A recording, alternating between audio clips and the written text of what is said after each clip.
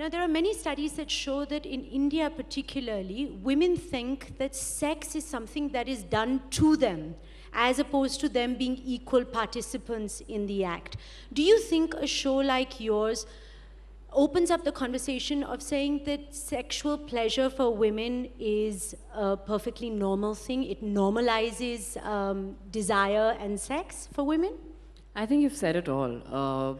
The answer actually is in the question. Till now, especially in Indian cinema, especially in Bollywood, women are firstly seen as the stereotypical people who are either virginal, so obviously they haven't had and they cannot have any kind of desire vis-a-vis sex.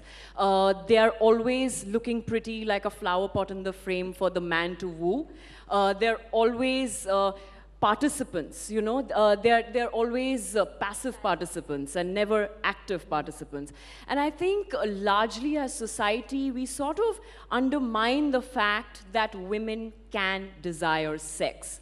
And sex is not only to procreate, but it's also to just pleasure yourself. And I think that the big part in the shift of narrative comes through shows like this, where women are the agency of change, and the choices that they're making outside their homes, at workplace, and in their bedrooms has to be an informed choice. So everything from consent to who she wants to be with, who she desires to partner with, at what point she wants to be with him or her.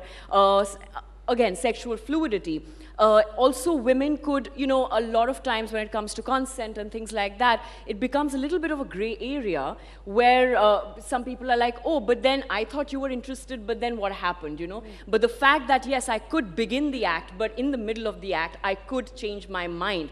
So actually being informed and knowing that you have the right to say no and step away at any given point is something that we should all sort of talk about and become aware of, and also have a dialogue with each other and our next generation. How you were saying your 6-year-old daughter, you would want her to know that it's okay for her to say even any kind of touch, be it from a relative or even from a parent, is fine to come away from. And coming back to your question, I think women need to, in their own relationships, sort of make it very, very clear that I also need to be pleasured, and my job is not to only pleasure the male counterpart. And I think shows like this are just normalizing the dialogue, and I think we need more shows like this. And I like this idea that we have more than this dichotomy of just virgin and whore. Yeah. That there is a whole range of us sitting here